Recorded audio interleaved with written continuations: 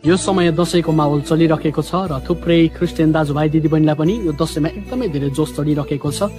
अनि आज हामीले कतिपल्ट बाइबलको अनि परमेश्वरको वचनलाई बिर्सिरहेका हुन्छौँ, किनभने यो हाम्रो चाड होइन र हामीले सोच्ने गर्छौँ मैले टीका नलगाए तापनि मैले खानु मिलिहाल्छ नि, मैले रक्सी नखाए पनि मैले किनेर दिनु त मिलिहाल्छ नि आएको पाहुनालाई भन्ने यो थुप्रो प्रकारको मानसिकता थुप्रोपल्ट यो कुराहरू गरिरहेको हामी देख्न पाउँछौँ। तर परमेश्वरको वचनले भनेको छ तिमीहरूले आफ्ना परमप्रभु परमेश्वरको भयलाई मान, परमेश्वरको आदर गर र उहाँको अधीनतामा जिउ। किनभने हामी परमेश्वरको भयमा जिउने मान्छे, परमेश्वरको आशिषमा विश्वास गर्ने, परमेश्वरको डर र भय मानेर हिँड्ने मानिस हो भने हामी संसारको कुराबाट बिल्कुलै अलग हुन जरुरी छ।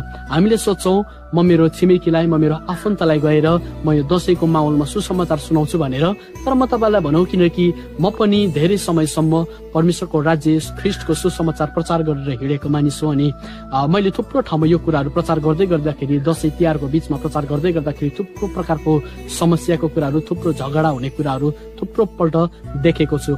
अनि यसकारणले गर्दाखेरि तपाईँ यो समयमा कसैलाई पनि बुझाउन सक्नुहुन्न, किनभने उनीहरू आफ्नै कुरामा व्यस्तता भइरहेको हुन्छ, उनीहरू संसारको नसापानी गरेर बसेको हुन्छ।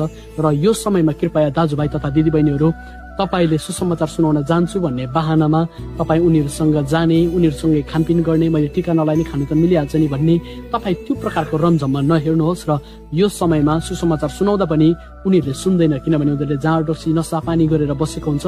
यस कारणले गर्दाखेरि म तपाईलाई भन्न चाहन्छु तपाईँ यो संसारको कुराबाट अलग हुनुहोस् र दशैंको चाड पर्व हाम्रो होइन। यस कारणले गर्दा परमेश्वरको डर र भयमा रहिकन अगुवाहरूको अगाडि मात्रै होइन परमेश्वरमाथि विश्वास गरेको कारण परमेश्वरले तपाईँलाई देख्नुहुन्छ भन्ने कुरा थाहा पाएको कारणले गर्दा तपाईँ विश्वास योग्य भएर जिनुहोस् र परमेश्वरको हृदय नदुखाउनुहोस्, बरु परमेश्वरको हृदय जित्ने काम गर्नुहोस् भन्न म चाहन्छु।